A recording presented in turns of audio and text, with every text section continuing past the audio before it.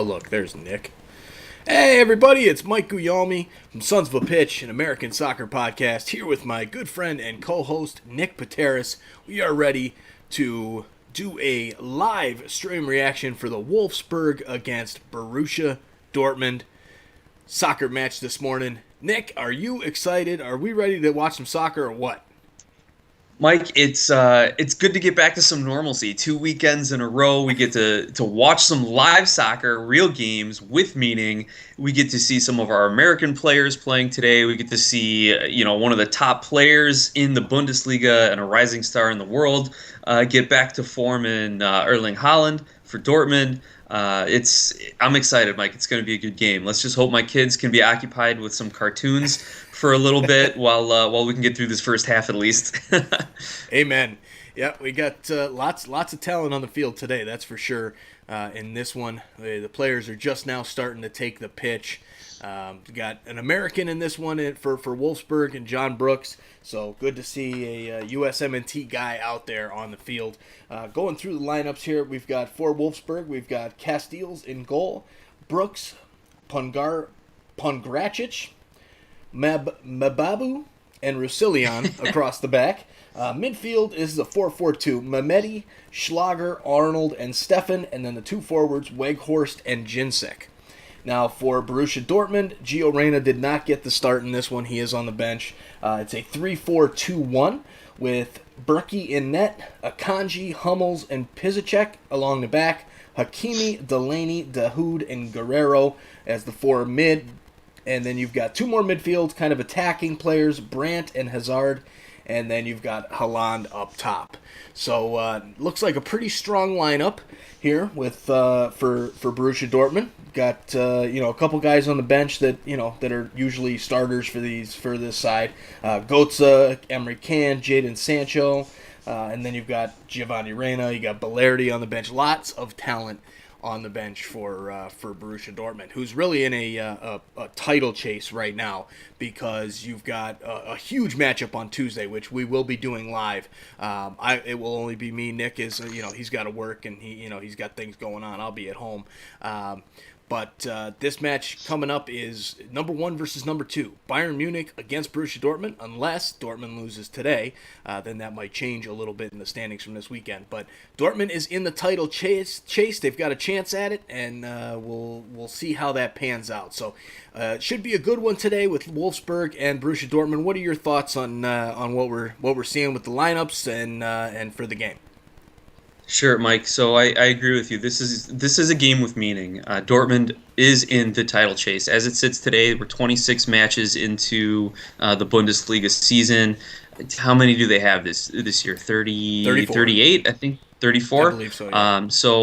You're in the home stretch here, and so Dortmund is 4 points behind Bayern. As we go ahead and watch kickoff, and Dortmund has possession to begin the game, they're 4 points behind Bayern.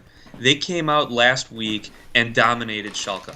It was 4-1, something like that by the end of the game. It was just a dominating performance by Dortmund. I expect to see more of the same from them today. However, I don't expect to see their competition play so haphazardly or so lackadaisically. You want to talk about what you have to play for. Wolfsburg is currently sitting in 6th place in the table, so they're 11 points behind 5th place Leverkusen. So they probably aren't going to catch Leverkusen unless they really finish the season strong, but they can still play for that Europa qualifying spot.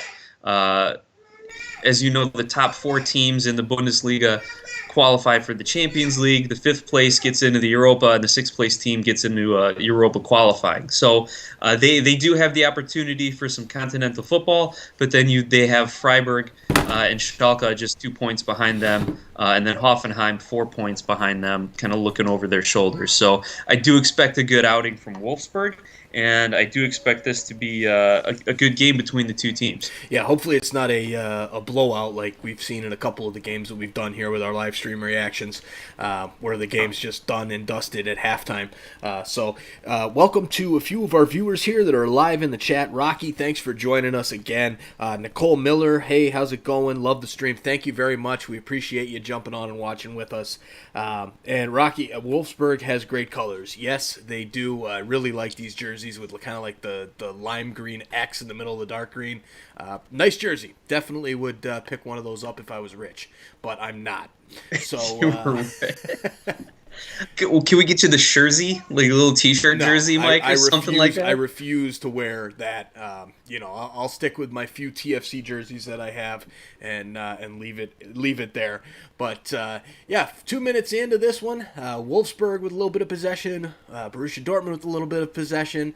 Something I've been noticing with these games is the way they're all starting out is just a quick feeling out of each other. Nobody's really attacking too hard. Nobody's going crazy. So it looks like we've got some issues here with the referees. Looks like his microphone maybe.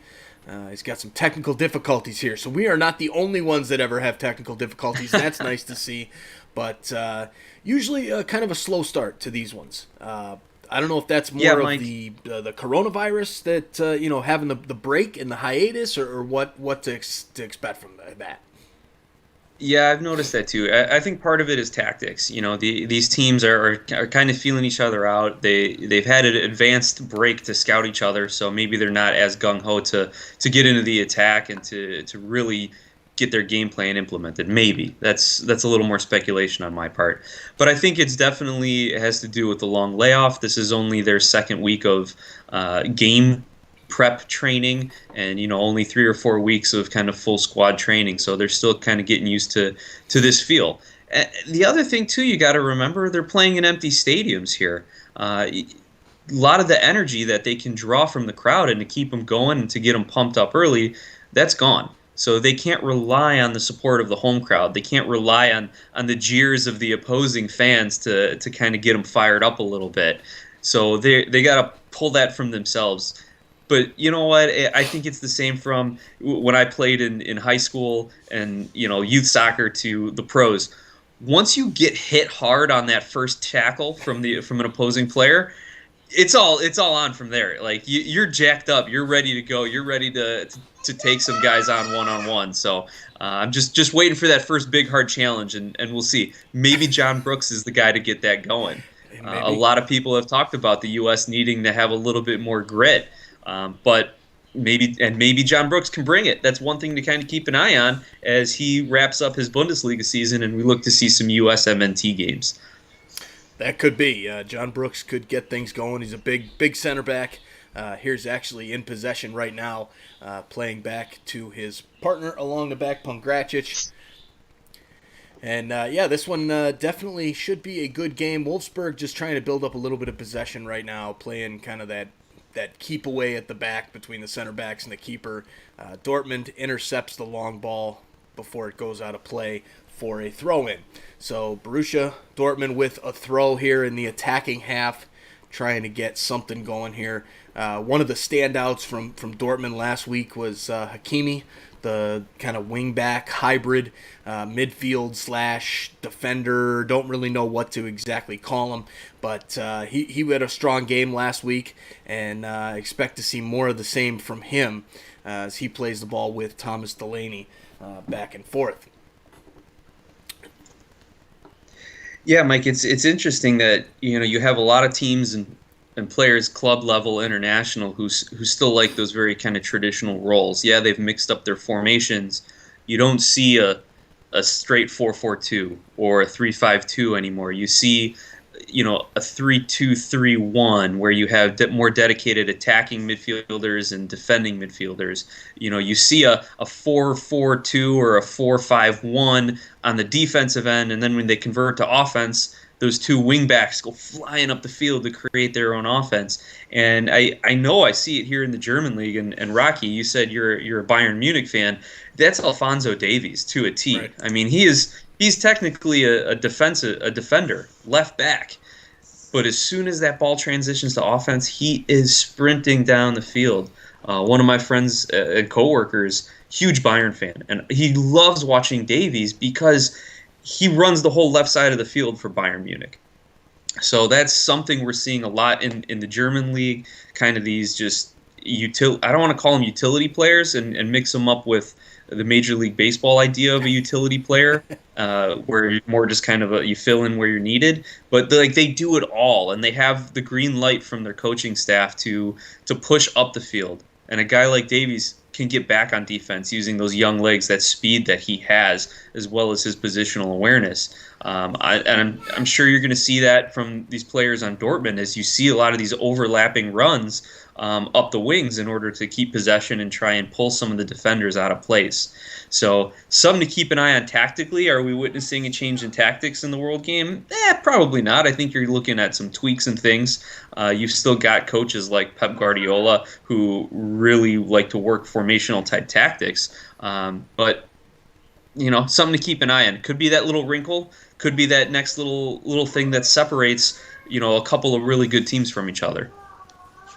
Yeah, absolutely. We had a quick little chance here for Wolfsburg down the flank, sent a cross in that got the Wolfsburg player, I believe it was Weghorst, got his head on it, but it did fall to the keeper for Borussia Dortmund, Berkey, with no issues, and Dortmund now just with some possession. Hakimi down the right hand side, looking for, who is that? Looks like Hazard, and nothing of this, just a throw in now for Dortmund. Looking like it's going to be a kind of a slow start, as we mentioned. The first 15 or so minutes, kind of just everybody easing into the match. Not a whole lot going on, and it seems like a lot of these games as well. Minutes like 25 through 35 is where all the action starts. You usually get a goal, and these guys are rolling. So here's Hakimi with possession outside the box, gets turned over. Good defense there by Wolfsburg. And Delaney now back in possession for Dortmund as he plays back all the way to his keeper from the halfway line. And looks like he got fouled in the process.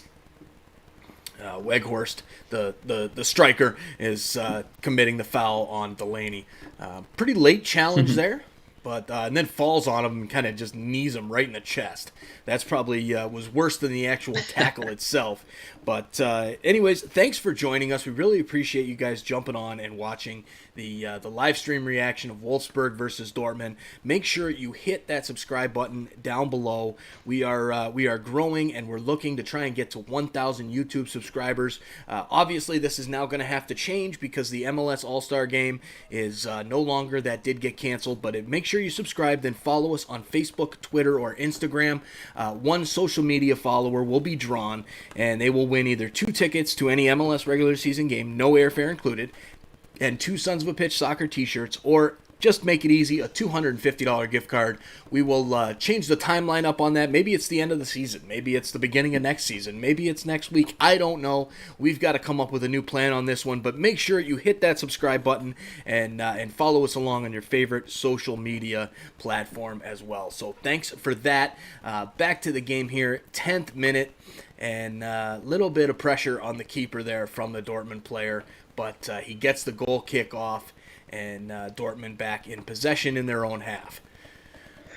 Yeah, Dortmund trying to create some opportunities. Definitely, there was a long-range chip opportunity there. Not really threatening, but just something to keep the Wolfsburg goalkeeper honest. Just making sure he's still awake back there. Every now and then you catch a goalkeeper napping, and he makes one of those not top 10 type of plays, and you get a lucky goal. So you gotta pull some of those out every now and then. And Dortmund trying it, keeping them honest, but nothing that the Wolfsburg keeper can't handle. Nice to see Wolfsburg at least confident in this game, as opposed to the Schalke team last week, who just kind of came out very, very flat and not motivated against Dortmund. So enjoying it so far, Mike. I don't know if you got any kind of early observations or things that you've noticed either tactically or kind of game flow, but it looks to be edge to Dortmund, but a pretty even game to this point. Yeah, I agree. It's pretty even, maybe a slight edge to Dortmund, just as far as more possession. But yeah, it looks like it's going to be a better game than the Schalke Dortmund game last week. As you said, Schalke came out just extremely poor. But Wolfsburg seems to be doing a little bit better. Maybe that's because they're at home, and they're the comfort and confines of their own stadium. But yeah, this one looks like it's going to be a better game. Dahoud was just down for Borussia Dortmund, but he is back up and playing and running well. Like, he has no issues as Dortmund kind of builds some more possession here at the back. So Hummel's currently in possession now. Goes back to Dahoud. Dahoud shoots it back to the other center back, Piszczek, and they're just kind of slowly eating up that possession time. Getting some, probably, I'd say maybe it's probably about 58-42 right now if I had to guess. And very specific breakdown, Mike. Nice work. Tries a little long ball down the middle, and Dortmund gets a hold of it. Here is, looks like Brandt slides it out to Hakimi on the right, and he's just kind of holding the ball up. Back to Brandt. Yeah, Dortmund looking to create a good shot here. They've got some excellent possession in the opposing third. Yep, absolutely. Here is Dahoud still in that final third. Back over to Brandt. Hazard waiting on the right-hand wing. And that is not Eden Hazard, but his younger brother, I believe. I believe so, yeah. Torgen Hazard. There you go. And so I was actually looking at that after last week when I saw Hazard's name pop up. So we know Eden Hazard, the former Chelsea player, and he's over with Real Madrid now, I think. Yeah. And then you got Torgen Hazard here for Dortmund.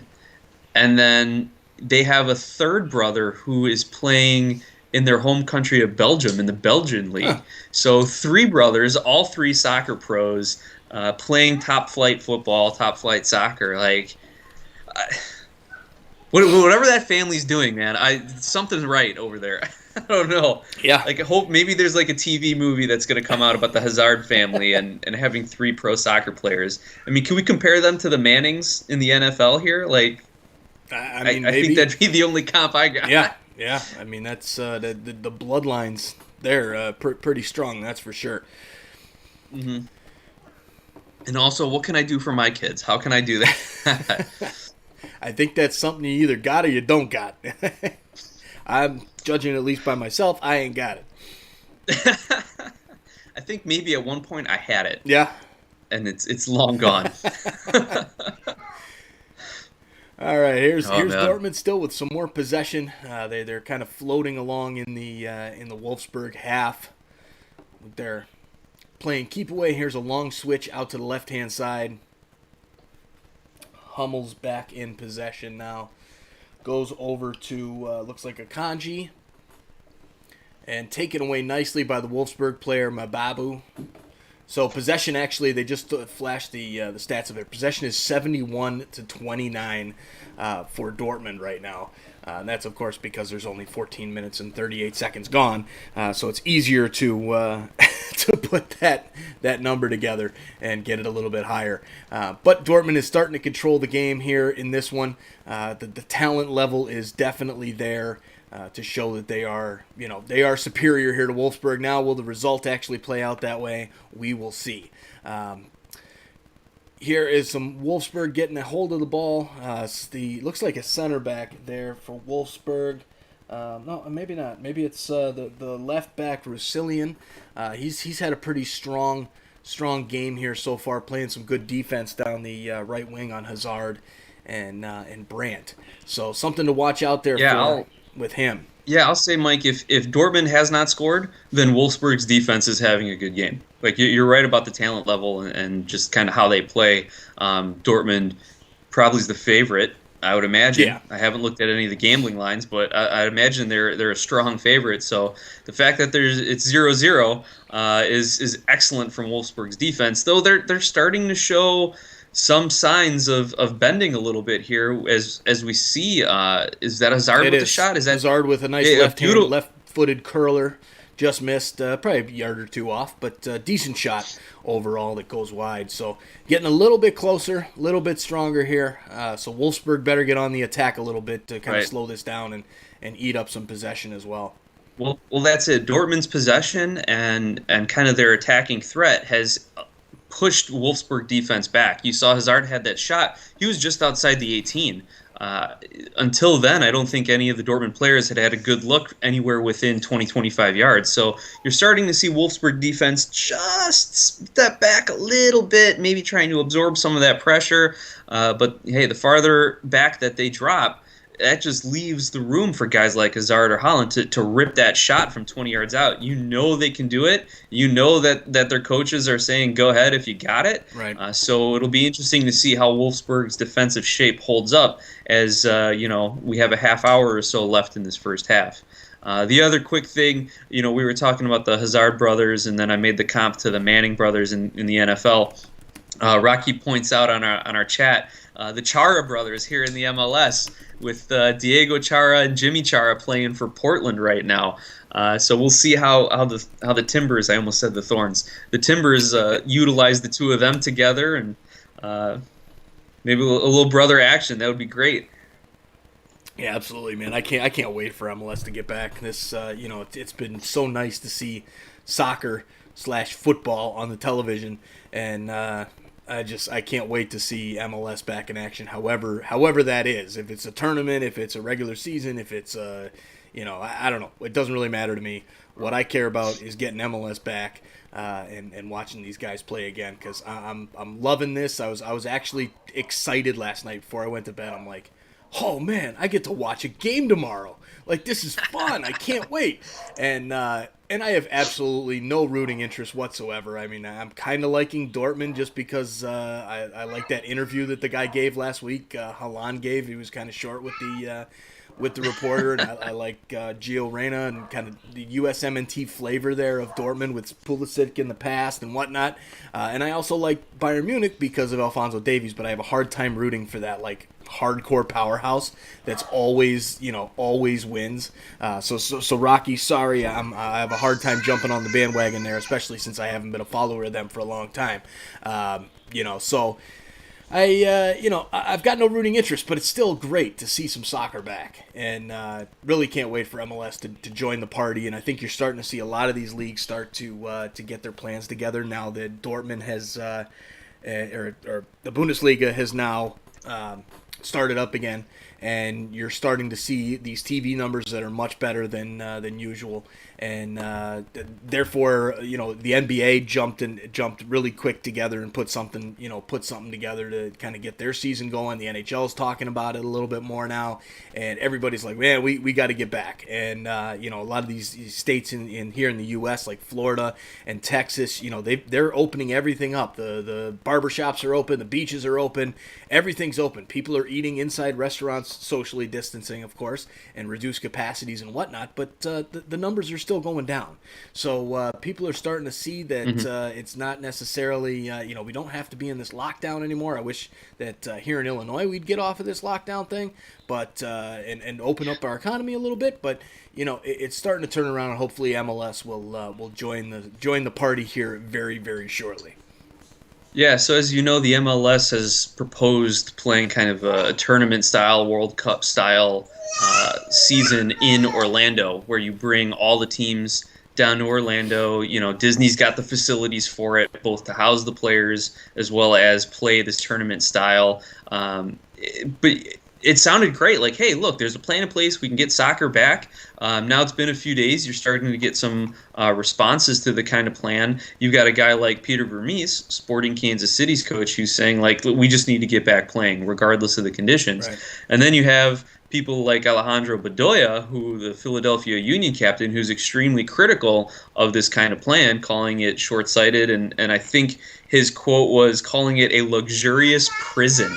Where you bring all these players and, hey, you're in Disney, you're in Orlando, you're with your team, you're in these great kind of amenities and hotels, but still you can't go anywhere else, right? Like, you're just there to do that. So he calls it a luxurious prison. I can get the reference. So there's definitely things, points on both sides for it. But as fans and as people who like entertainment, like, let's get them back out on the field. Let's get something going here. Like, the Bundesliga ratings are some of the highest ratings in history over the last couple of weekends. the leagues in Europe who didn't shut down, like in Belarus, had some of their highest ratings and income ever. Yeah. It was like the first time one of their games was ever broadcast outside of their home country. Right. It was like they had a TV deal with a Russian TV company for the first time ever, just because people want to consume their sports. Right. So we'll see what ends up happening if the MLS Players Association gets on board with this plan. But at the end of the day, as a fan, I want to see it. As someone who is, pseudo covering soccer on the podcast, I absolutely see the players' concerns both in health and fitness, in mental health, being stuck in a prison in Orlando, doing nothing but playing soccer away from their families, away from their homes and their routines and things. And obviously we want to make sure there's the health issues with the coronavirus. We can't forget the whole reason we're having this conversation here, right, Mike. So there's a lot to be said, a lot to be hashed out. But again, I'm a fan. I want to see it. Yeah, no, you bring up some good points. A couple things here in this game, Borussia Dortmund game against Wolfsburg. Mbabu, the right back for Wolfsburg, has been causing a few good runs down the right-hand side there for his squad. He's the one that had that earlier cross, so he's kind of the one bright spot along with their left back for Wolfsburg. Everybody else not doing much.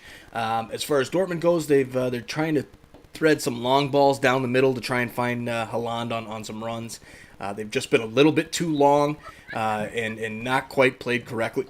But they're getting closer, so we'll see here. Possession's kind of evened up a little bit as there's a little dust up between Hummels and Arnold here for Wolfsburg. A little foul in the midfield, and the referee says, "All right, we're gonna quash this one down right now." So as they give each other a fist bump, and yeah, we move on. Is that allowed via social distancing right now in those new guidelines? Are we allowed to fist bump? I think fist bumps are allowed. We've seen a lot of players doing, the cleat bump. Yeah. Yep. So I think they're wingspans. That's about 6 feet apart, right? And a little fist bump, you're all good. Don't worry though. After they sub out, they'll put their masks on and they'll get their hand sanitizer and everything will be just fine. There you go. Just don't touch your face from now until you get subbed out. Hey, short parenting break. Yeah, exactly, right. I'm gonna take a short parenting break. You'll hold it down for us. Yep, I got it. All right, so 25th minute now. Wolfsburg and Dortmund 0-0, playing at the Volkswagen Arena there in Wolfsburg for Wolfsburg's home stadium. Wolfsburg with a little bit of possession now. They're going down the left-hand side there, Roussillon. And here is a nice cross in. Little bit high, gets a head on it. I believe that was it wasn't Weghorst. I believe it was Jinsek, gets his head on it, but nothing there on that one. Oh no, it was Weghorst that got his head on it, but it did go wide. Berkey had it covered anyway, so nothing to speak of as of yet in this match. Still 0-0, 25 minutes in to this one. Let us know down in the comments, where are you watching from? We know Rocky, you're in Portland, and thanks for joining us over there from Portland. Getting up nice and early for this one, being that it's 8:30, well almost 9 o'clock here Central Standard Time. So you're down there at 6:57, almost 7 o'clock out there on the West Coast. So we appreciate you joining us for sure. Wolfsburg here in possession now in the back. Center back's kind of playing some touch along now. A ball up the midfield, and that's intercepted by the center back for Dortmund. Wolfsburg players looking for a foul, but nothing there. So here comes Brandt down the other side, but that one is turned over and picked up by Wolfsburg. Wolfsburg now on the right-hand side, and Babu with possession goes back to Pongracic and over to John Brooks, the tall, lanky American, who tries to switch over to the left-hand side, gets intercepted easily by the Borussia Dortmund player, and now Berkey in possession plays it out to his center back, over to Hakimi, who has really not done much this game. So he had a good match last week, not too much this week. So consistency might not be his thing. But it's still early. We're still only 26, 27 minutes in to this one as Dortmund just kicks the ball around and eats up more possession, trying to get, maybe we're trying to get 75% possession this week. I don't know. Nick, now you're... Yeah, we saw a lot last week. The top teams were playing kind of the bottom table teams and ended up having like 65% possession, which is just kind of too crazy to think about in most circumstances. But again, I guess given where they were at in the league in the hiatus, and given the top level talent versus some of the bottom tier teams, maybe 60% possession wasn't so surprising here. Yeah, this here is, it looks like Delaney from the midfield intercepts. And there's a long ball out to Hakimi. Hakimi over to Hazard, and Brooks with a nice clearance. Read that one well. Cleared it way up into those empty stands. Good to see Brooks having a good performance so far, and hopefully I didn't just jinx him. Yeah, way to go. Last week he had, from what I was reading, a very good statistical game. He had excellent clearances, won the vast majority of his challenges, but then he just had that one big mistake where he cleared it right to an opposing player and eventually led to a goal shortly thereafter. So, I mean, if he can clean up those one or two mistakes a game, because, again, you're going to get punished at the national team level, I think John Brooks could be one of the starting center backs for the U.S., Mike, what are your thoughts on Brooks? Do you want to move on to someone else, or do you think he's still the guy? It's hard to tell. I mean, he's not owning it like he should. I mean, you've got a lot of young talent behind him. That I mean, look at some of the guys that that they've got there right behind him. I don't know. It's tough just because he plays in the Bundesliga and he's starting for a club like Wolfsburg. It's what he does on the pitch in those national team games, and he's not really jumping out, owning that position like you need to do to be a steady starter at the national team level. I mean, and honestly, with the U.S. men's national team, how many guys are actually doing that? There's not many of them, right? You've got Pulisic that that he owns it every time he's on the field. He has a great game every time he's out there. Other than that, I mean, I really have a hard time saying, any of those other guys are like absolute locks, 100%. Berhalter's got to figure out who the hell he's going to play and come up with a better plan, because are we going to be a mixed kind of like the Euro players as well as the MLS players? Are we going to bring it all together? Are we going to be more MLS centric? Or are we going to be more Euro centric? Like, get the guys that are playing the best. And I understand there's going to be some changes there, but get a good team. I mean, you look at back like Italy back when they won the World Cup in 2006. Their starting 11 was their starting 11. You had Nesta, Zambrata, Cannavaro at the back. I mean, these guys were steady. They were there every single game. Pirlo in the midfield. Del Piero. I mean, the guys that were there. And obviously you're talking apples to oranges when you're talking about the U.S. national team in Italy when they won a World Cup. But, if you want to be successful and you want to challenge teams on that international stage like that and be a good international side, you got to have some consistency there with some of your players. And the U.S. does not have that. Their coaching staff doesn't have that. And I get that it's part of the rebuild, but we've got to start moving into having some consistency and whatnot. What are your thoughts? Yeah, absolutely, Mike. You need to actually have a starting lineup and then have competition for that starting lineup, right? Right. So until Berhalter says John Brooks is my starting center back, they're just going to keep playing as good as they can for their clubs, and then come in a training camp and just kind of train as good as they can.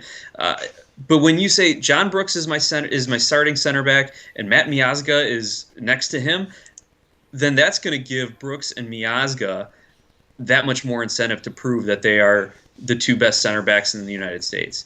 And then that's going to give incentive to guys like Aaron Long, Miles Robinson, Walker Zimmerman to say, no, we're better than that. We can compete with these guys for a starting spot. And then they go at it in training every day. Right. They go at it with their club performances as well. So I think Berhalter has to move from evaluating his player pool into putting together that starting 11. I think it's time for that. Unfortunately, we haven't had any sort of international friendlies or international training camps with which he could do that. But you know what? Every other country's going through it too. So he better pick up the pace, because if he can't figure it out, Mexico is the better team right now, and Costa Rica probably is better than the United States right now.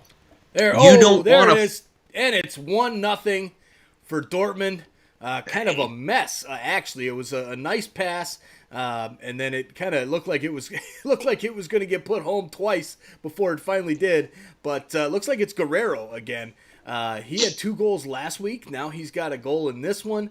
A nice build-up play, a little bit of a long pass here. You had Brandt down the left-hand side. Goes back to Hazard, but Hakimi picks it up, rolls into the box, passes to Hazard kind of off, and then looked like it was Haaland that missed the shot and kind of got tackled from behind, and then there was Guerrero to put it home. So Dortmund finally gets the lead, 32nd minute. What did I say, Nick? These games kind of open up and things start happening in minute 25 through 35. That's when we start seeing things, and we see it again today. Haaland just completely missed that one, but luckily Guerrero was right behind him to put it home. I would say Haaland had his balance going the wrong way. Yeah, he did. And just kind of whiffed, just tried to throw a leg out there and make contact. Fortunately for Guerrero, he missed it, and the ball whirled right to him, completely unmarked on the far post. Right. Yeah, I mean, that was I want to say it was a pretty goal, but it wasn't a pretty goal. But it wasn't ugly either. It was kind of it could have been much prettier than it was had Haaland slotted that home, or the pass to Hazard was a little bit cleaner. But either way, it's 1-0 Dortmund. The team that is deserved of the lead has it on the road, absolutely, against Wolfsburg. And honestly, I'm really hoping Dortmund pulls this off, because I want to see a huge match on Tuesday. I'm taking a half-day PTO on that one. I'm not even screwing around with waking up early to start, because we'll be recording podcast Monday night. So I'm taking a half day on that one so I can just chill and watch that game on Tuesday afternoon. That one will be on FS2 in the States, so check it out here with us on live stream reaction Tuesday at 1:30 Central, 2:30 Eastern. Rocky out in Portland, there it'll be 11:30. So it looks like Rocky had a couple comments there about the USMNT. Looks like USMNT is so hard to get behind when they constantly feel like they are scratching their heads. And then he says, waiting for leadership is a global problem. That is very true. But thanks for chiming in though with those thoughts, Rocky. It's true. It really is hard to fully get behind this team and not kind of clamor with the rest of the Twitter heads and be like, what are you doing? What are you doing? We want Berhalter gone, and all that business. Let show us something. Give us something. It's been a long time.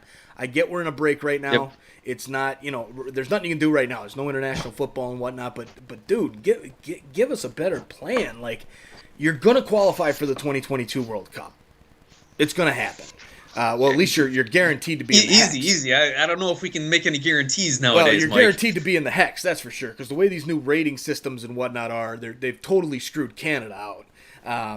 So they're going to get, and honestly, I think Canada's much better than El Salvador, much better than Jamaica right now, much better than these other clubs that are going to be in the hex that, because of these rating systems that are a complete joke. So, Well, they're only a joke now because they had to start somewhere. In the next cycle, they'll probably be a little bit more balanced, and with the advent of the nations leagues in the various confederations, you're going to see the CONCACAF countries playing each other a lot more often. You're going to see the Caribbean countries get a lot more opportunities to have both meaningful games and just games in general to help kind of develop their talent. So give it a couple World Cup cycles, it's probably going to balance itself out. But you're right, the initial ones totally screwed over Canada. There's no question about that. They pretty much had to go perfect through all their Nations League games to get into the hex. Right. So and what's so troubling about it, honestly, is you look at the World Cup. It is the tournament of the world. It is like the biggest tournament. It's not like the World Series where you have one team from Canada and the rest of the teams from the United States. It's not like the NBA, same deal. Yeah. This is the biggest thing in the world, and everybody has a shot. Or at least they used to, right? So it was on the field is how it was decided. Canada would play the Cayman Islands, and Canada would blow them off the field 8-0, and then they'd move to Barbados, and then they'd blow them off the field, and then they'd play at El Salvador, where it was a 2-1 victory or a 2-1 loss or something like that, and it was actually decided on the field. And now, it's not decided on the field. It's decided by a calculator. And you can say, well, that kind of is played by the field because, well, if El Salvador beats, beats Germany, and then they're going to get 65 points. And if Canada beats the Cayman Islands, they're getting 6 points. Like, yeah, but it's done by a calculator. It's done by deciding how many points each is worth, and not by what actually happens on the field. So that's kind of my problem with that, and I could see it kind of evening out a little bit in the future. But to me, I want to see a strictly bracket type formation where you're playing against each other, and you end up being rewarded for that action on the field. But let's get back to Mike, it's hard to disagree with you. And just real quickly, I want to respond. Bracket type would be great, but then if you get USA Mexico in the second round, well, that's not fair. Those are two of the two best teams in CONCACAF, and one of them's going home early. That ain't right. You still have to seed them. You're still going to put all the Caribbean teams in the first round. But really, the whole point of it is to have more meaningful games, and that way you have countries like Barbados, you have the Cayman Islands, you have up and coming Curacao able to play games and have opportunities to move up the standings. Because why would the United States play the Cayman Islands? Why would the U.S. play Curacao? Right. They would make no sense. Well, now they have to because of these CONCACAF Nations League. So that's kind of my 2 cents on that. But yeah, we're starting to see a lot more physical play in this Wolfsburg Dortmund game. Yeah. Couple guys taking knocks, players starting to jaw at each other. You're starting to see the tempers rise with about 10 minutes or so left in the first half here. Yeah. Maybe Wolfsburg pulls even. That would be something, huh? That would. They're starting to even the playing field out a bit. It's not as tilted as it was a few minutes ago before we started this USMNT chat. But now in possession, Arnold standing over a free kick for Wolfsburg, trying to maybe send something into the box. And you've got Dortmund's got a lot of guys back there. I think things are turning. The tides are turning a bit because you can see the Dortmund's trying to get into the break 1-0. Not a good set piece there. Not at all. You do want to put the ball. I think he put the ball in a dangerous spot. Right at around that penalty hash. But the thing is, he was making a run there. Well, that's it. Dortmund played such a high line. And it was great defending by Dortmund. They played such a high line that the Dortmund keeper was able just to step out and grab it before any Wolfsburg player could try to get a head on it. So maybe not the best free kick, but excellent defense from Dortmund. Yeah, absolutely. So we got another comment here. H. Huss, German soccer really ain't the same at all without the insane atmosphere that they bring. Agreed 100%. It is definitely different from the few games that I had seen where they actually had fans, and especially Dortmund, man. Those guys rock it. So yeah, it's much different atmosphere, but overall, it's it is what it is. We're doing what we can do now. H. Huss, thanks for joining us and getting involved in our chat here. Make sure you guys hit that subscribe button that are watching and help us grow our channel and our business. So definitely appreciate that. Well, Mike, they could have done, what the Korean League was doing, right? And put some dolls in the stands. I don't know if you followed that story at all. You're going to go there? Well, you have to. It's a huge soccer story, right? Oh, man. I mean... Yeah, if you guys haven't heard what was going on over there, and I've got one of my kids close by, so I'm going to have to word this very, very carefully here. One of the teams for the Korean leagues, instead of, obviously you can't have fans there, decided to put dolls in the stands. Adult entertainment dolls, to be precise. It was interesting to see anyone in the stands, but the K-League did not find it very funny, especially after a huge backlash from the international community, and fined the team, and I forget what team it was. They fined him like 85. I don't know if it was 85,000 or anyway, whatever it was like the highest fine ever levied against a team in the K-League's history. It was insane. Like, I don't know if they might have even docked him points in the standings. Like, there was a huge retribution against this team for doing it. And there you go. That's kind of the long and the short of it. I don't even know if I have an opinion any more than what I just said. Yeah, I mean, I don't know. I mean, I think it's quite a funny joke, and all these guys are trying anything. I mean, look at Dortmund with running over to the yellow wall last week when no fans were there, and then you got they're covering up the seats with these pictures. They're trying to do anything here to like bring a little bit of atmosphere in. Apparently, that guy who was in charge for that K-League team has quite the sense of humor. I thought it was pretty funny. I don't see what the problem is with it. It's not like kids. It's not like they were not clothed or anything like that. So I don't know. It is what it is. Rocky says in our feed, well, some fans are just trash, and I guess that kind of really proved it there, huh? Oh man. 42nd minute, Wolfsburg and Dortmund, 1-0 for Dortmund, almost at the half. Wolfsburg with a little bit more possession in the last probably 5 to 10 minutes now. Here is a long ball over the top, but a little too far. Falls right to Berkey, the keeper for Dortmund, as he plays it out to Matt Hummels to slowly bring the ball back up the field for Dortmund. So Dortmund I think is trying to just get into this one to get to halftime with that 1-0 lead and kind of slow Wolfsburg's control down a bit. Yeah, and H. Huss writes on our chat here, what's your guys' thoughts on Gio Reyna's future? And my quick thought is, it certainly seems bright. Yeah. I mean, here's Dortmund with a great opportunity, just pushes wide as Hazard.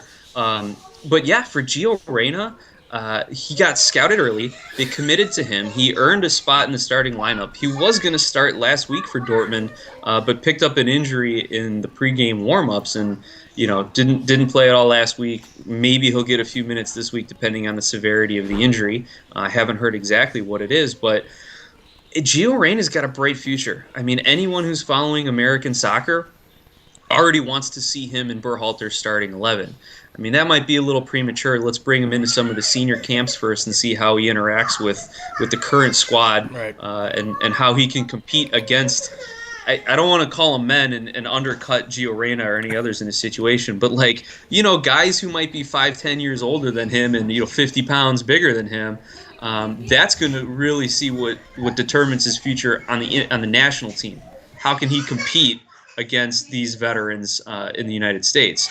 As far as his club career, I mean, the sky's the limit, right? He could follow in Pulisic's footsteps, have a good several years at Dortmund, and then end up jumping to an even bigger profiled club, like a Chelsea, like a Man United, like a Barcelona or something. I think Gio Reyna has that flexibility to play on the wing as well as cut inside, similar to Pulisic, and have some good striking ability. So the guy's got all the promise and potential.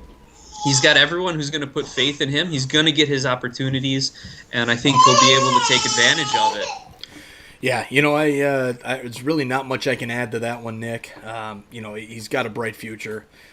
He's doing it in one of the bigger leagues for one of the bigger clubs in the world. I wouldn't put Borussia Dortmund as a top club in the world, but they're definitely they're on the cusp of that, and that's you can see that with them battling hand in hand with Bayern Munich, who is one of the biggest clubs in the world. So he's doing it at this level. Can he do it at the national team level? Absolutely. Throw him into the fire might be a little harsh, some people might think, but I think that's the way to get the best out of guys, especially with the international level. Who's he going to be facing, right? I mean, he's going to be facing mostly CONCACAF competition, and I think he'd be able to wipe the floor with those guys with what he's doing now. So I say jump in, but there's not much else I can add. The future is extremely bright for Gio Reyna, and there's a lot of great talent for the U.S. men's national team, young talent. And, it's hopefully none of it gets messed up. And that's a conversation for more for later. That's more of a podcast episode conversation. But 2 minutes of stoppage time here with about 30 seconds of that gone. Dortmund in possession right in the midfield. And, trying to get something going down the middle. Hazard shoots it down the wing over to Hakimi, who was starting to get more into the match now, down on the right-hand side. Goes back to number 26. Goes over to Brandt. Brandt over to Delaney. Delaney floats one in, but Mbabu is there for Wolfsburg to slightly clear it out. But Brandt jumps onto it and is back in possession now for Dortmund. So we're about to hit halftime here. Dortmund kind of pressuring, trying to get a second. And as it falls here to, looks like Guerrero again, and then broken up by Mehmeti for Wolfsburg. So here's a clearance from Mbabu, and right over to Hummels. And Hazard actually comes back to retrieve. So he's pushing hard. It looks like Dortmund's pushing hard, trying to get that second before the half. Brooks there with an interception, and now a foul on Haaland, who's kind of been missing in this game. Definitely hasn't had the impression that he had last week. And I don't know if it's maybe because he's young and he missed that chance in the beginning of the game that kind of when it ended up being a goal. Maybe that's screwing with his psyche a little bit, but. Overall, Dortmund with the lead just before halftime. I think we're going to see the whistle here any second, and we'll go to break. So with that, we'll put up our little halftime slide. Make sure to stay tuned, and while you're there, you can find us on social media with anything on Twitter at SOP Soccer, Facebook at Sons of a Pitch Soccer, or find our podcast and subscribe on iTunes, Google Podcasts, Spotify, etc., etc., etc. Or if you want to do a little bit of shopping, you can find our merch on Redbubble, sonsofapitch.redbubble.com. Go get yourself one of these cool mugs that I'm drinking out of, or a t-shirt that we're wearing, and help support our podcast and help it grow, as well as grow the sport of soccer here in the United States of America. All the proceeds that we get back from this go directly back into our podcast to make things better. So with that, it's halftime. We will talk to you guys very, very soon, and we'll be back in about 15 minutes.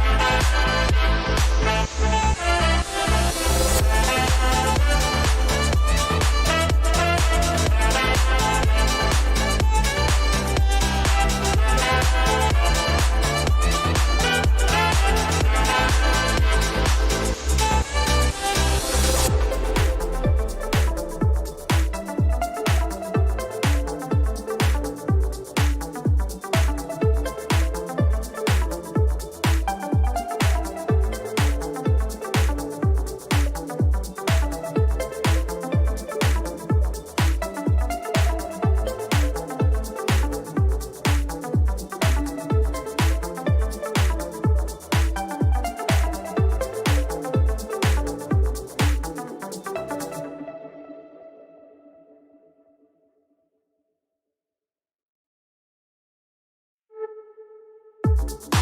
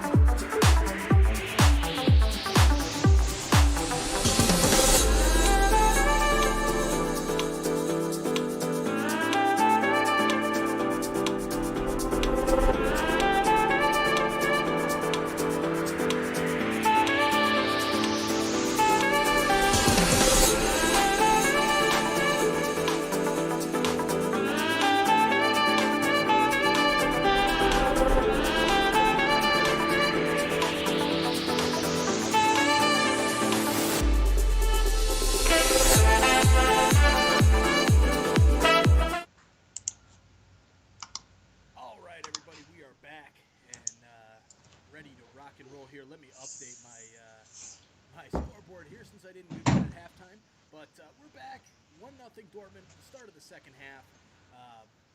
Nick, take it over. What are your thoughts here on how this one's going to go? Well, you kind of saw that Wolfsburg, their first play, they had the kickoff. They tried to play a long ball, try to get some quick pressure in. So it says that they are going to start really trying to push forward. Right now, kind of their defensive back line, they've got those three guys in the back just trying to work the ball around and find a place to push forward. It'll be interesting to see who they choose to kind of attack as far as which individual on the Dortmund backline they're going to kind of go after. Dortmund's backline hasn't had to do too much, so we'll see if Wolfsburg can get the pressure on. We were talking about Erling Haaland right before half, how you said he's kind of had a quiet first half. He had a couple opportunities, and like you said, he missed kind of a sitter there. He was off balance, totally whiffed. Fortunately, the ball rolled to Guerrero, who was able to find the back of the net. But maybe that is messing with his psyche a little bit, like you said. Or I think it's more that Wolfsburg has just really been keying in on him. They're playing him physically. He's been picking up fouls. Maybe he's just not been able to kind of find that rhythm that he had last week, where he had a goal and had a couple other great opportunities. So I would say look for Dortmund to try and get Haaland rolling, and I would say look for Wolfsburg just to kind of press and play a much higher intensity game, create some more opportunities, maybe get an easy goal off of a turnover or something like that. So that's kind of what I would expect to see. Again, as we mentioned at the start of the game, Dortmund is playing for a title here. They're trying to keep pace with Bayern Munich, and Wolfsburg is trying to get into the Europa qualifying. Oh, what an opportunity wasted by Wolfsburg.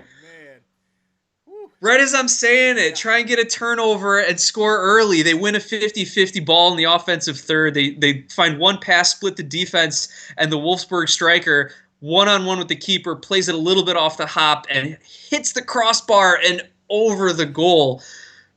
That's one that is going to stick in that player's mind for a long, long time. Yeah, that was a chance to tie this one up, absolutely.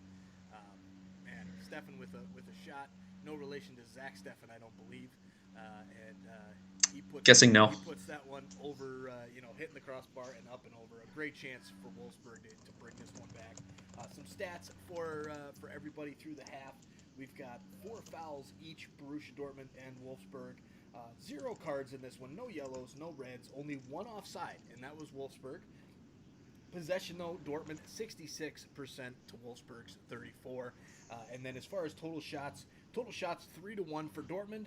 1 shot on goal for Dortmund, which was the goal, and 0 shots on goal for Wolfsburg. So nothing as of yet. Obviously, Wolfsburg with their first real chance there, but it just missed, as now there's a long ball being played into the box from Arnold.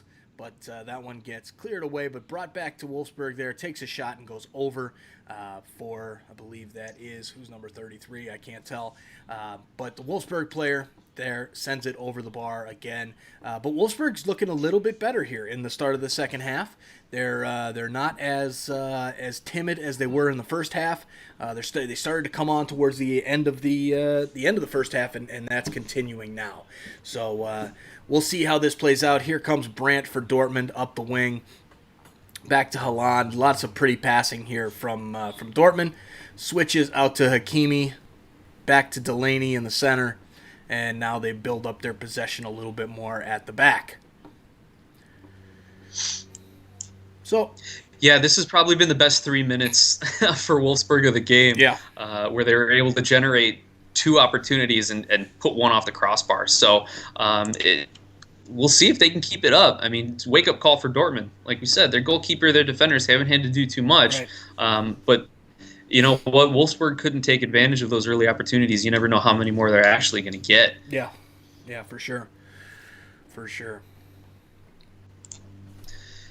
So just to kind of give everyone an update, looking around the Bundesliga today, there's 5 matches going on today, and then you've got several more as the week continues. Here, Wolfsburg is down 1-0 to Dortmund in the 50th, and we have Freiburg hosting Werder Bremen. Werder Bremen up 1-0. Josh Sargent, USMNT striker, gets the start after coming off the bench in garbage time last Yeah. week in like a 4-0 drubbing. They're giving him the start. Hopefully he's been able to contribute over there. He did not get the goal, but I'm sure just the fact that he is there has kind of opened some things up for other players. Paderborn is taking on Hoffenheim. It is 1-1 in the 52nd minute over there. And Mönchengladbach is down 1 goal to Leverkusen, 1-0 in that matchup again in the 52nd minute. So not a lot of goals compared to last week, but I think you're starting to see players get back into fitness. You're starting to see probably some more even matchups than we had last week. Right. So we'll see, though. I mean, there's still a lot of soccer to be played. We still got Bayern and Eintracht Frankfurt coming up at 11:30 Central Time in a little bit here, so I'm sure there's going to be 2 or 3 goals in that game at least, if not 4 or 5 all coming from Bayern. And then tomorrow you've got Weston McKennie and Schalke taking on Augsburg, Mainz and RB Leipzig, Tyler Adams, USMNT player on Leipzig, who last week had probably an average game, played about 69, 70 minutes, not much to write about, good or bad, so just holding it down. And then you've got tomorrow, the later game, 11 o'clock, Köln hosting Dusseldorf, and we'll see Zach Steffen hopefully training with Dusseldorf. I doubt he'll be playing. Probably not. I'm still kind of recovering from that knee injury, but we'll see what updates we can get on that. And then, of course, Tuesday's the big game, like Dortmund-Bayern. Yeah. That's going to be the one that could decide the league. So the Bundesliga is putting a lot of soccer out in a little bit of time here, so it's going to be a lot of fun for you people who are sheltering in place and working from home and able to turn the games on. Yeah. I'll be sitting at my desk. Yeah. Working mortgage loans. That's what I'll be doing. Lucky you. I'm jealous, Nick. I'm jealous. Not really. No, we're gonna have some fun. There's lots of soccer to watch, that's for sure. But it is a beautiful day today here in the Chicagoland area, and my kids are already, they're just sitting around doing nothing, and we're like, get outside. So as soon as this live is over, the internet's getting shut down, and everybody is going outside. So it's gonna be a fun day of yard work and swimming and all that good stuff. So. Here at the Guillaume house. But back to the game, the more important stuff. Here's Wolfsburg's keeper, comes out, plays a long ball up, but that's easily cleared away by Dortmund. And they hold some possession here in the midfield and kind of reassert their dominance there. They've kind of slowed down the Wolfsburg push. And Hakimi had been playing pretty well here for Dortmund, controlling the ball. Brandt's been all over the field for Dortmund. Here's it looks like a foul, but nothing was called. Now finally a foul on the on Dahoud for Dortmund on the Wolfsburg player. Hey, Mike, we were talking about the K-League and then putting the dolls in the stands, and Yeah. we were talking about other things other teams have been doing. I just saw a picture from Borussia Mönchengladbach's Twitter account. They actually have cardboard cutouts of people in the stands, and they filled the whole place up, or at least the lower bowl, so to speak, just with all cardboard cutouts of people. Wow. Like, it's fantastic. I wonder if they had their season ticket holders sending pictures or fans sending pictures, and you could put yourself at the game or something like that. But it's kind of neat, if you're just a camera panning back and forth, it kind of gives you the look, and maybe if you're a player just kind of taking a glance around, like, it kind of gives a better feel. But if you look at a still photo, it's a little weird. It's a little creepy. It's a little weird. A little bit. Well, now I have to switch my feed over to FS2 for a minute, so keep us abreast of what's going on here on the Wolfsburg Dortmund game. I got to see this for myself here since I've got FS2 running. Plus, this is going to be a hell of a game. Borussia Mönchengladbach and Bayer Leverkusen should be a pretty decent game. I think it's like 3 and 4 in the table. So definitely a good one. And it looks like Gladbach actually has tied it up. Yeah. It's 1-1 in the 55th minute, but that one might be going VAR or something here because the ref is kind of just standing there. So some interesting, and here he goes over to VAR to kind of see what's going on, and he's going to see if it's a penalty. Looks like not the goal. So the Bayer Leverkusen player takes the shot, and right after he takes the shot, the defender kind of kicks up at his knee, and it looks like a penalty to me. Oh, and Mike, we got some action in Dortmund's game as well. Delaney for Dortmund picks up the first yellow card of the Ah, game, comes in late on a challenge, and if you look at it in slow motion or if you look at it in real time, he was late and wasn't even trying to play the ball, just kind of came through the player's legs. I guess on the one hand, he was trying to break up a good opportunity for Wolfsburg here, but on the other hand, totally blatant, worth the yellow card. I don't even know if the referee got a check or had someone in his ear about it, but yeah, Delaney picks up the yellow card there, and now Wolfsburg is in a threatening position here. Didn't make the most out of their first free kick earlier on. Let's see if they can do it here. Looks to be about 30 yards out from the goal or so. So within striking distance, but we'll see if they want to try and lay it off if the goalie can get a good read on it. So it's funny. You look at Erling Haaland is in the wall there. He's like one of the tallest guys on the pitch, and there's their number one striker. So it's interesting to see a big physical guy like that, and good that he's getting back on defense and helping the team out. yeah. So I got to update you here with Bayer. It is a penalty.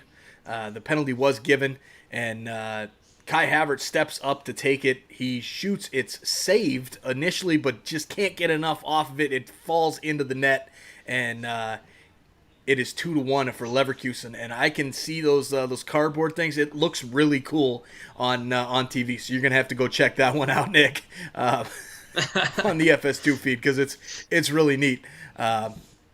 Creepy, yes, but a pretty good idea. Better than the adult entertainment dolls that we were mentioning before. So I'm going to kick this one back over to the game that we're actually talking about here with Wolfsburg and Dortmund. I seem to be a few seconds behind you over here, Nick. Is what I'm. That's gathering. all right. Well, it's 57-17 on my game clock over here, and that free kick we were talking about again. Wolfsburg did not take a good free kick, right into the wall. I guess he didn't anticipate the Dortmund wall actually jumping a little bit, and it was just enough to break up the shot. Didn't even get over the wall on a deflection or anything either. So not the best free kick. That's one interesting tactical thing, right? Do you tell your wall to jump, or do you tell your wall to stand pat? Right. You get different variations of it, where maybe you get one guy jumping and the other guy's kind of sticking their legs out to cover the hole. Right. Or that one crazy play from last year where the entire wall jumped and the other defender came in and laid down behind him. And actually, I think on that play you had the striker knew they were jumping and shot it low under the wall, and the guy came in and blocked it when he was laying down. Yeah. So you get some variations on it. Typically, I don't see guys jumping, and I think that's what the Wolfsburg player was counting on, and didn't go his way this time. Yeah, so Dortmund in possession now with the ball at the back. Any subs yet? I haven't seen any subs come in. Looks like I don't think there's been any subs yet. Nope, nothing yet. Okay, so these 5 subs, it's interesting. I thought we'd start to see the 5 subs get used more, and kind of brought more into the game plan, but it's not, nothing's really changing. They might be using 4 or 5 subs, but they'll bring 2 or 3 guys on in the 85th minute, which is kind of weird. I expected them to kind of use that to their tactical advantage, but doesn't seem to be doing so. Here's a chance there. Haaland missed that one. Had a good chance to go down the flank, but misplayed it and went out of bounds. Mike, I would say that if Dortmund were up 2 goals right now, you might see 1 or 2 subs starting to come in around the 65th or so, but they're only up a goal. Right. So I think they want to build a little bit better lead, or at least see the game into some of the later stages. But you got to, again, we were just talking about the Bundesliga schedule here. Dortmund is playing essentially the championship game on Tuesday in 3 days. They're going to be using as many subs as they can get away with without dropping points in this game. You would think so. They're going to need to rest their guys for Tuesday. Even like you said, if it is just another 5-10 minutes at the end of the game, I was talking about Josh Sargent getting subbed in late, down 4 goals. That's garbage time, man. You want to develop your young striker. As we see another yellow card issued this time to a Wolfsburg defender. Just again coming in late, breaking up the play. Doesn't actually take down the player, but does enough to disrupt the play and earn the yellow. That's Ginczek. Pardon my pronunciation there. So I imagine Dortmund is going to be using their subs around the 65th, 70th minute at the earliest, and at the latest, 80, 85. I've been saying it throughout our time running this podcast over the last couple years. I really want to see subs come in around 65, 70. That way they can get 5-10 minutes to ease into the game and then have another 10-15 to really make an impact. I think coaches who try to put an impact or game-changing sub in after the 80th minute, there's just not enough time to do it, especially if you're trying for offense and you need a striker. And strikers typically only get 2 to 3 good chances a game. So I'd like to see the use of the subs, but obviously the schedule in the Bundesliga right now changes all of that. Yeah, for sure. With games, coming up on on Tuesday and it's Saturday, short turnarounds and whatnot, that's going to play in. There was actually one sub at halftime that we didn't see, but it was was it Matt Hummels? It was replaced by Emre Can for Dortmund. Looks like because of an injury, is at least what they're saying on ESPN. But one sub down for Dortmund, but that was not, I don't think there was any tactical piece there whatsoever. So, no, and knowing Emre Can, it's not like there's going to be a drop off in their defending. The guy's a world class defender too. So. Yeah, for sure. In swinging ball, and then a long shot, nice save there by the keeper Berkey. Kind of a blast that was there from Steffen. Steffen's having a good game. That was an excellent volley. Yeah. Yeah, Steffen's doing all right, man. And I think the caffeine's kicking in because I'm starting to get a little jazzed here. I don't know if you've noticed my volume go up a little bit here. That's all me. I had to turn you down, man. But, yeah. But yeah, Wolfsburg's getting into the game. The caffeine is getting into me, and I'm getting excited here. Yeah, Wolfsburg, that's what we want to see. I mean, we want to see a good game, and we've got that right now. That's for sure. This one 1-0 Wolfsburg in possession right now. I'm actually 2 seconds behind you, Nick. So if you see something before me, let us know what the hell happens. But here comes Dortmund now, and then taken away by Wolfsburg, and Wolfsburg's starting to build up a little bit of possession here in the midfield, playing back a little bit, getting comfortable with the ball. Arnold in possession right now.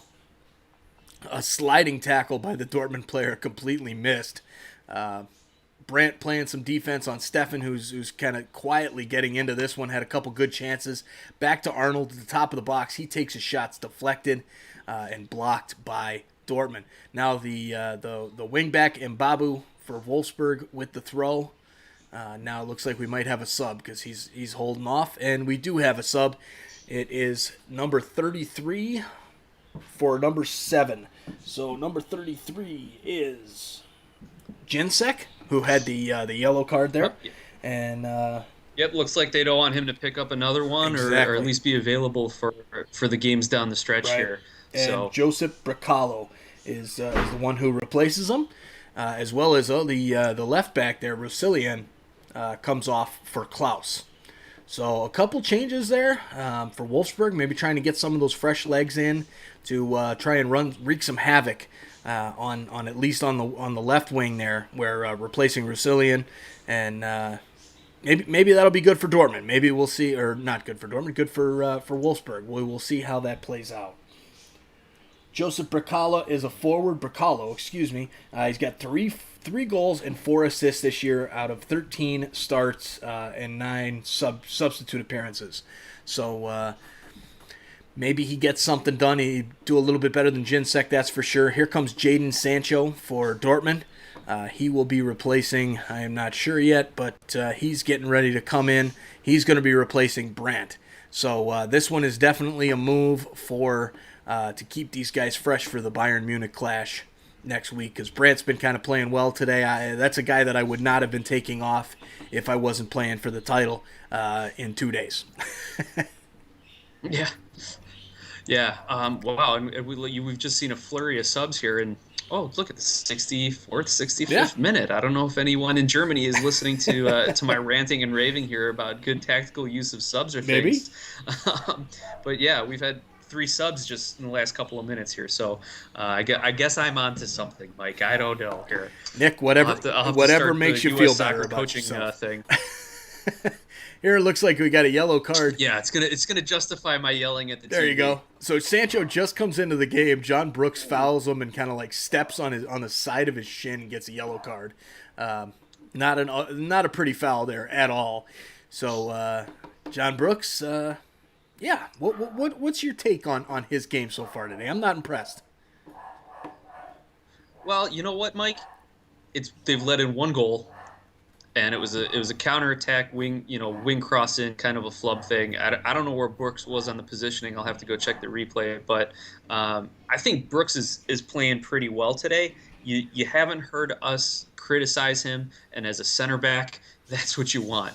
He's not the kind of center back who you expect to come up on set pieces, corners, things of that nature, and get a head on it and try and create some offense. So he's locked it down on the defensive side of things. Again, with the exception of the one goal, I'll have to go see where his positioning was. Maybe he got pulled out of position or was trying to go mark someone. But I think Brooks is having a decent game. Again, quiet performance. But I don't know how much noise you want your center back to be making. What do you think? I'm not really impressed with him so far today. That foul was one of multiple clumsy fouls that he's had today. That one was definitely a card with the spikes up. I mean that could have been worse. I wouldn't have liked to see a game get changed because of something like that. But it was bad. Yeah. He hasn't stood out, and you're right. You don't want your center back to stand out.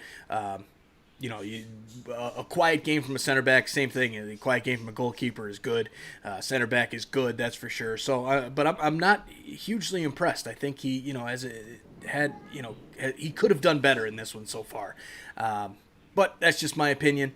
A lot more possession now for Wolfsburg as they're putting a little bit more pressure on. They had a couple good chances, had a cross back into the center that unfortunately fell to the empty grass and was cleared out by Dortmund. But here's a turn at the top of the box.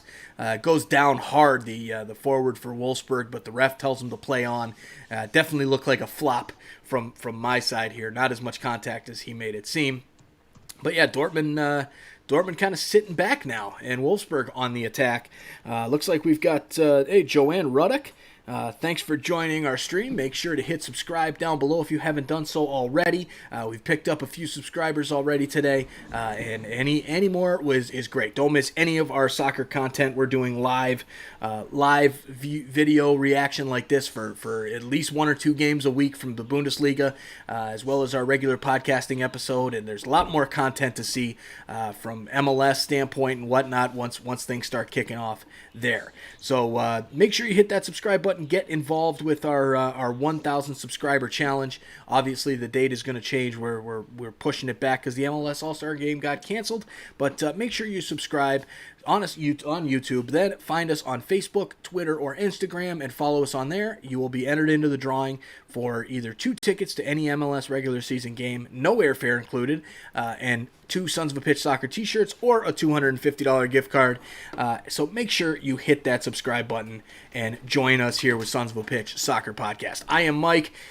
There's my buddy Nick, and we are watching some soccer right now. Dortmund visiting Wolfsburg, and just a horrible acting job as they show the replays by the striker Weghorst for Wolfsburg.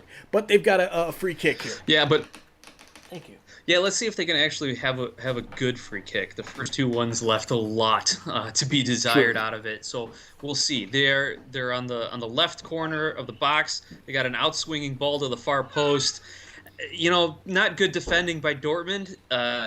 The defending came down to shoving the Wolfsburg player out of the way, but it's not enough to draw a penalty. And kudos to the Wolfsburg player not trying to embellish it and sell it and either draw a yellow for himself or at least the ire of fans and referees everywhere. Yeah. A little USMNT update.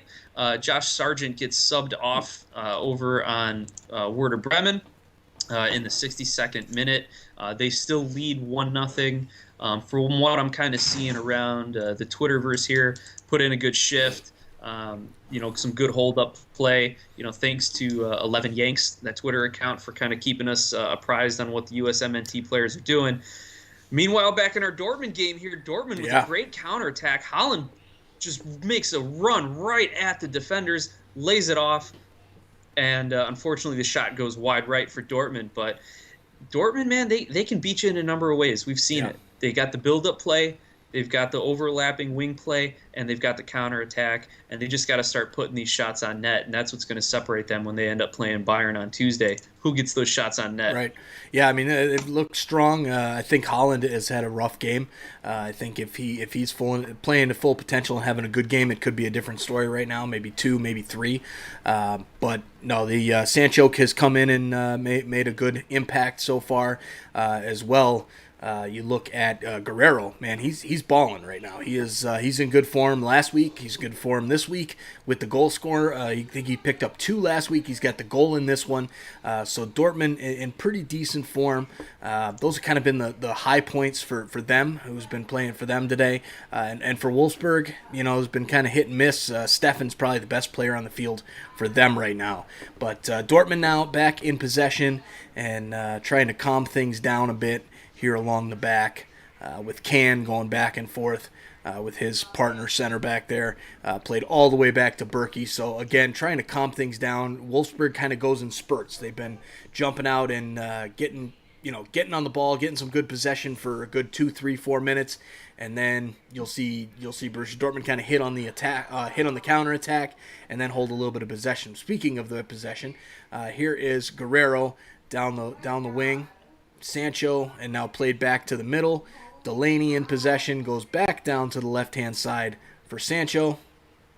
Back to Delaney, and now it's just some more possession as they keep playing backwards a little bit. So didn't like what they saw there, but here comes a nice cross in from Hakimi, but blocked away nicely by the center back, number 22 for Wolfsburg, Pongracic. Hey, Mike, why don't you give yourself a quick little mic check there, getting a little static on your end. In the meantime, Dortmund is setting up for a corner kick here. We'll see how they decide to take this, if they're going to play it short and try to continue to hold some possession, or if they're going to try and swing it in for the box, to try and create an opportunity right there.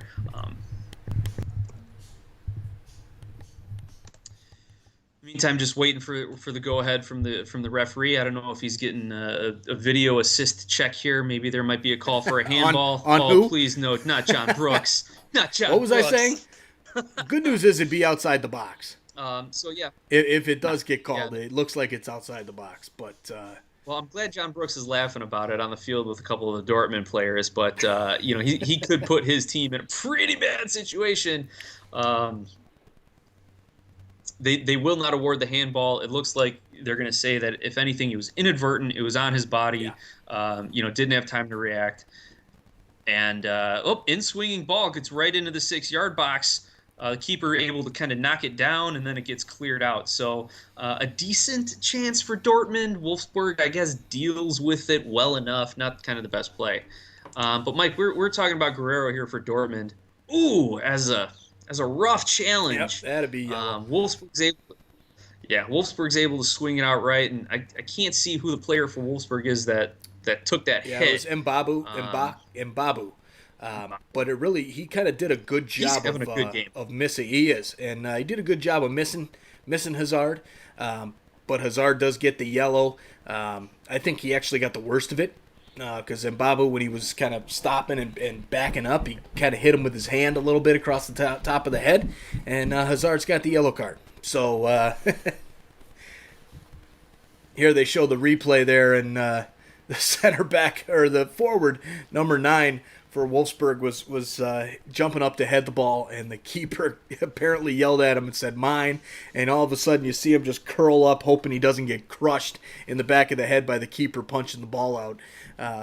But here's Bricalo and Arnold standing over a free kick for Wolfsburg from about 40 yards out. See if they can get something into the box with any pressure. Here's John Brooks with a shot, and it goes wide. Just flies wide. That would have been maybe we move him up to striker if he puts that one home. Oh, he got deflected. Oh my gosh! I mean, it took a deflection. Yep. Otherwise, that could have found the far post. Mm-hmm. That would have been so redeeming for Brooks after the last couple of games where he has those 1 or 2 big mistakes that lead to opportunities and goals from the the opposition. That would have been huge redemption to draw level with Dortmund, but you know what? It gets deflected wide. Mike, we've been talking a lot about Rafael Guerrero in this game. Pardon my pronunciation there. So I just did a quick Google search for him. He's actually Portuguese, and he's been playing with Dortmund since 2016. So he's a I don't want to say he's a young player, but he's not a vet. He's 26 years old. Again, in his 4th season with Dortmund. Not a huge goal scorer, but enough where you got to mark him. If Wikipedia is to be trusted, 16 goals and 77 appearances for Borussia Dortmund. So he is, he can make an impact on a game, and he's been definitely felt in today's matchup. That's for sure. I said he's Portuguese descent, but was born in France. So let's see, where do they have him playing internationally? I think he has appeared for Portugal. Yep, he is a Portuguese international when it comes to soccer. Yeah, so I'm reading here in the comments here, and I see you talking about my picks and predictions, and you could speak for yourself about putting money down, but I am putting money down on each game, kind of a broader portfolio. I find when I bet on 1 or 2 games, it can get ugly quickly, but I kept track of everything last season doing picks and predictions, so this season I'm actually putting $100 down on each game, and so far through the 2 weeks, I was up about $240. So it's when you put everything down, and kind of like diversifying your portfolio with stocks, you get a better chance with winning there. So yes, unfortunately, Nick is wrong here. I am putting money down, putting money where my mouth is with my picks and predictions, and taking it from there. So yes, we do the sports betting, and the picks and predictions are heavily involved with the odds and whatnot. So H Huss, thanks for your inquiry on that, and make sure to follow along when we get back to that. Yeah, Mike. Sorry, I didn't want to, give the impression that we're putting show money down or anything like that. But no yeah, show money. Go ahead, make your investments, and I'm the old school Greek here. Support my Mike's money in gambling my mattress. habit. Yeah, not the case. Great chance for Dortmund, and it's 2-0 for Dortmund. Hakimi with a great shot. It was about a 3-on-2, and Dortmund pulls the goal that'll pretty much finish this one off. And as he rocks a baby there, and maybe his girlfriend or wife is pregnant. But yeah, they're actually doing real celebrations now. They're touching each other. It's fantastic. So Sancho now with the ball in the midfield. Haaland making a run to his left, and Hakimi on his right. He passes the ball to Hakimi, and he slots it past the keeper into the bottom corner of the net. Just a beautiful shot there from Hakimi to give Dortmund the 2-0 lead. Oh yeah, anytime a striker goes near post like that on the goalie, that they are confident in that. Or did he go near post? Did he cut in front of him, or did he cut it back? No, he went far post, and he's not even a goal scorer. He's not a forward. He's a midfield / wing player. But he played extremely well last week against Schalke, and he's playing great. And here comes Claudio Reyna on for Thorgan Hazard. Gio Reyna. Claudio's the father. Oh, excuse me. Gio Reyna is into the game now that Dortmund has the 2-0 lead. So let's see what the young kid can do.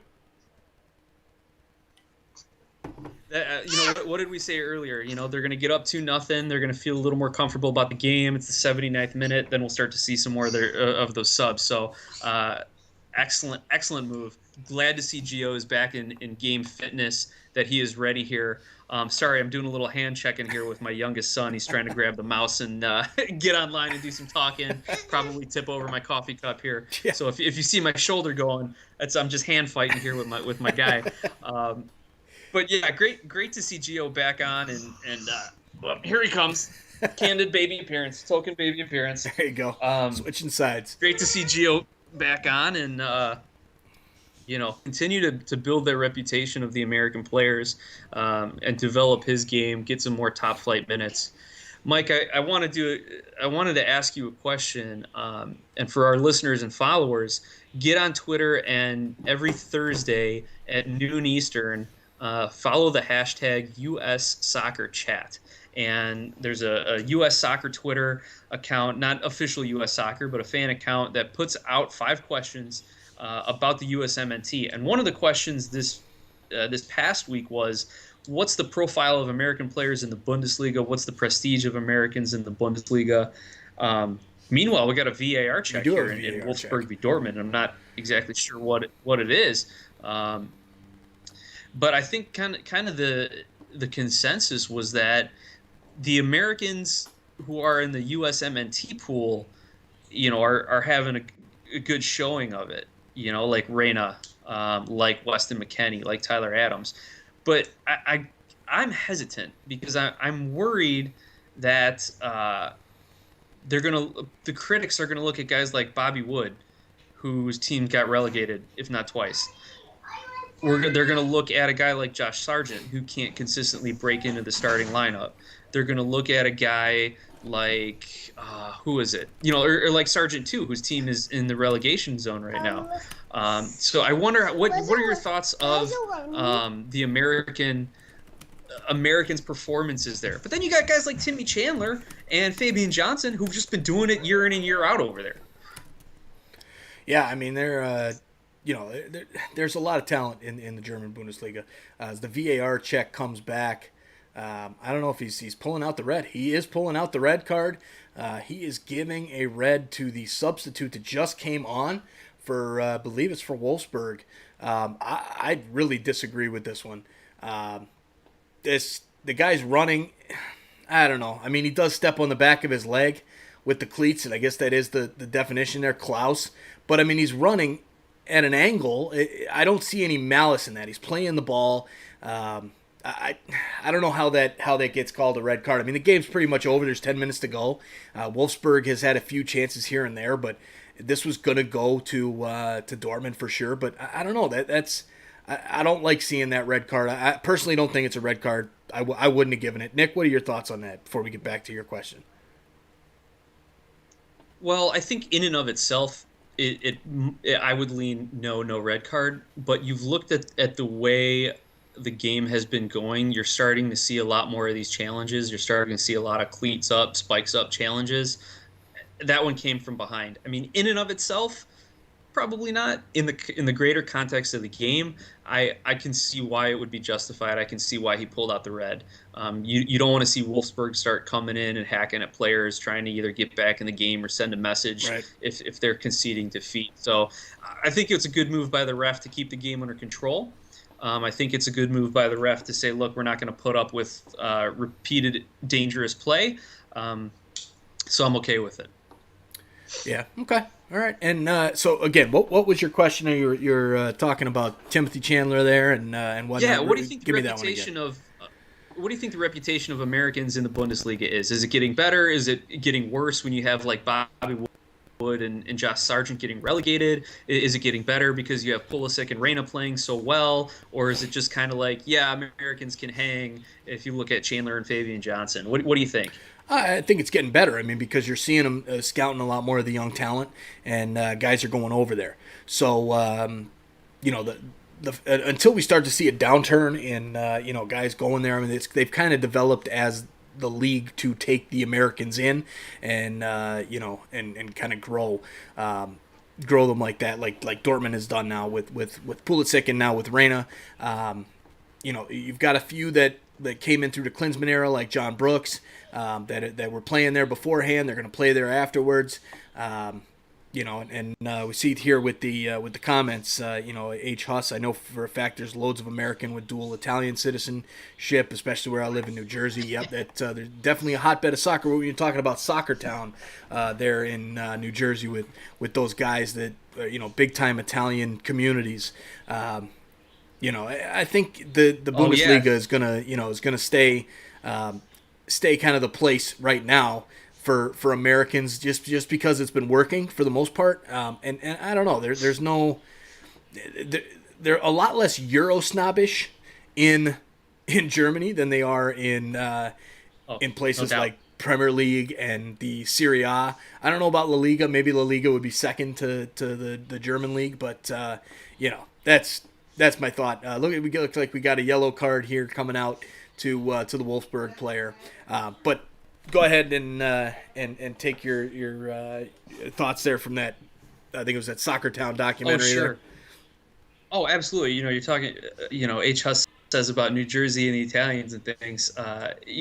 Go find the Soccer Town USA documentary on YouTube. It's all about Kearney, New Jersey, and John Harkes, Tony Miola, and Todd Ramos, and kind of their upbringing from youth soccer all the way to the U.S. national team and the 1994 World Cups. They even mentioned in the documentary that Tony Miola's nickname when he was a kid was Meatball, and they called his mom Mama Meatball because he's this big Italian playing goalie.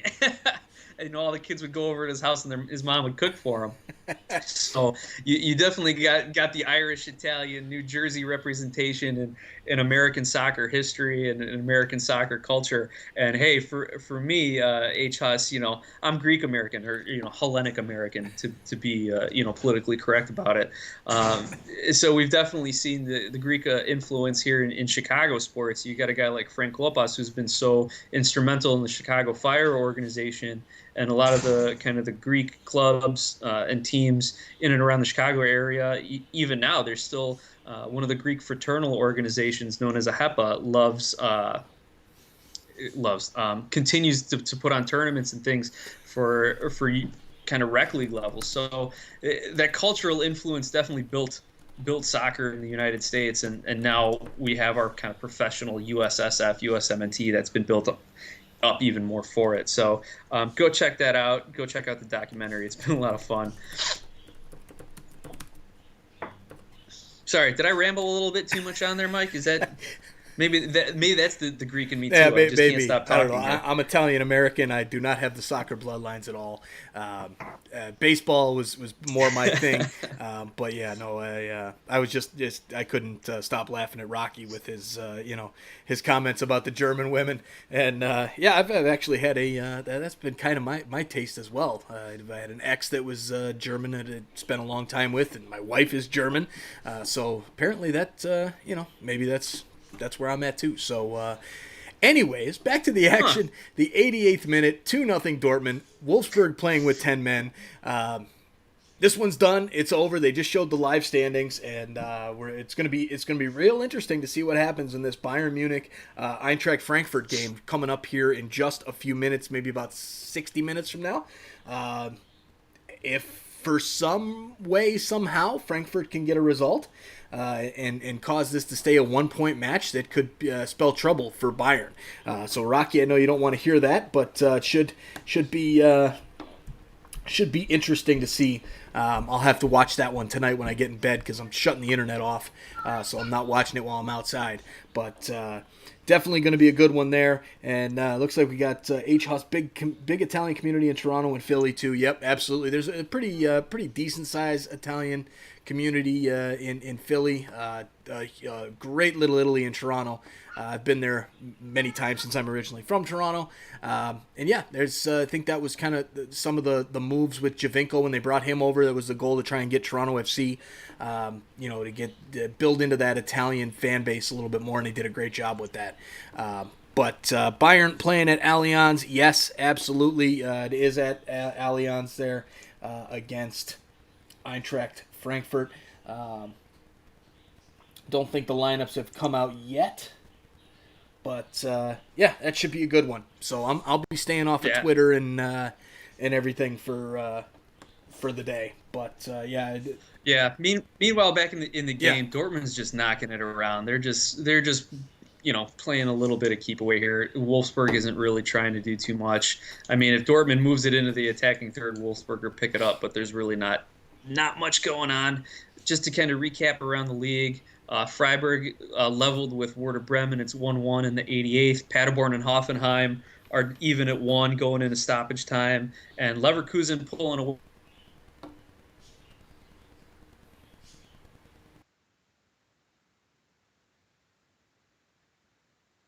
from.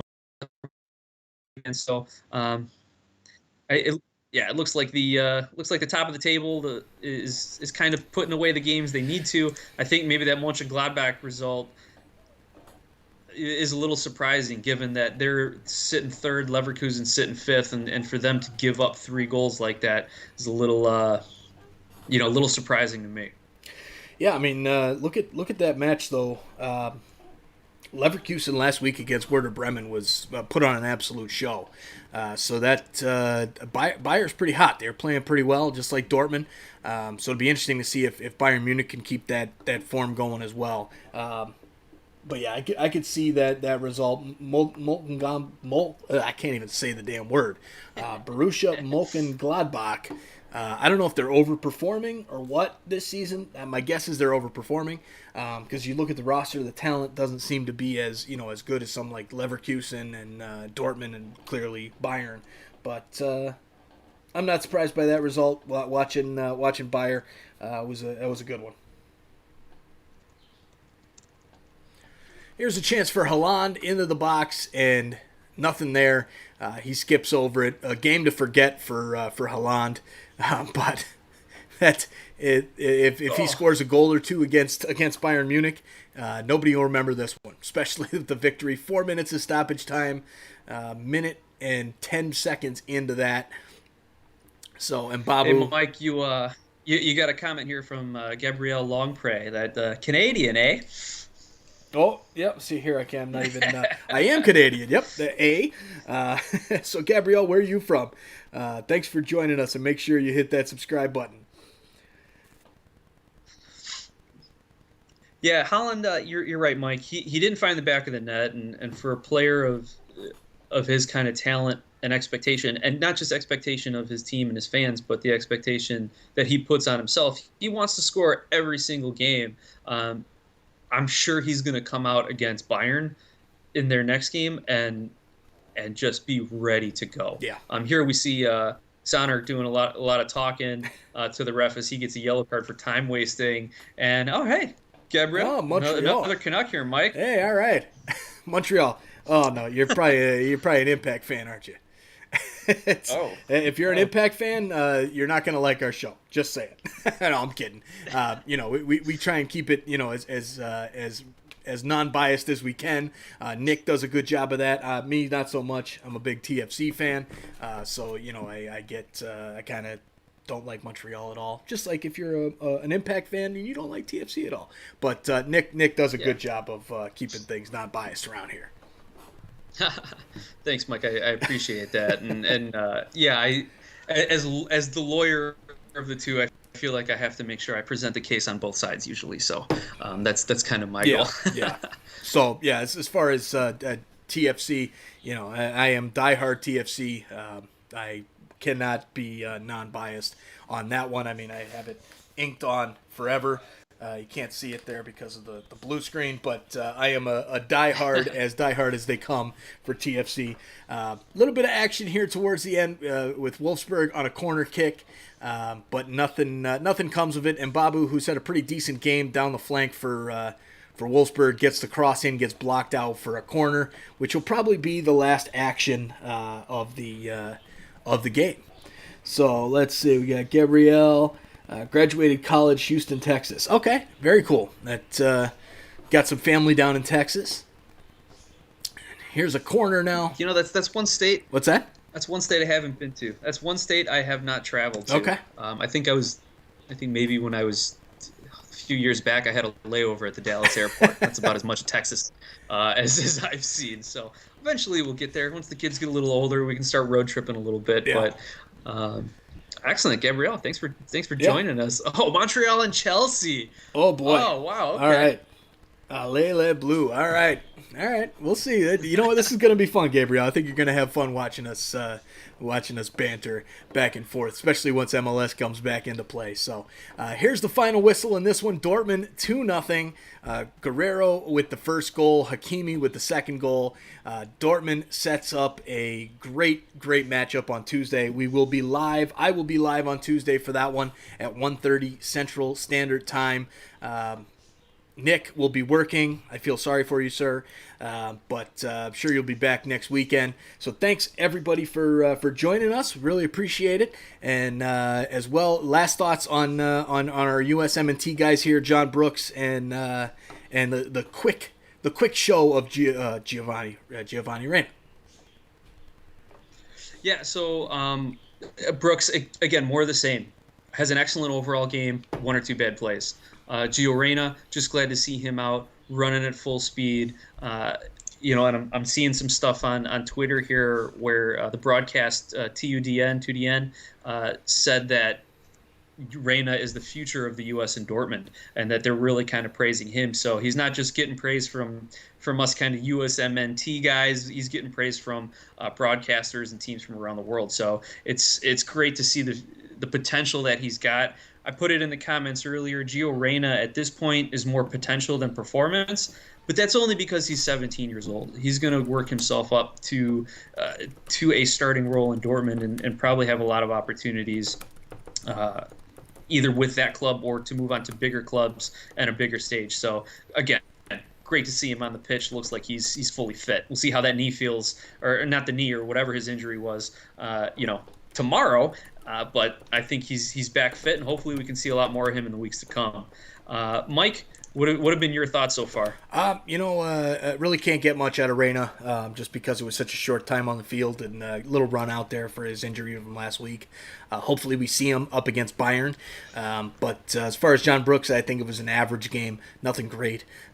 But overall, a good victory for Borussia Dortmund to set up that big match. And Zach, so we got Gabrielle's account, but Zach is on, and Gabrielle is his girlfriend. So Zach, thanks for joining us. Create your own account and subscribe to us so you don't miss anything. And everybody, appreciate you joining. Make sure to catch us on Tuesday afternoon for the live, and we'll talk to you guys very, very soon.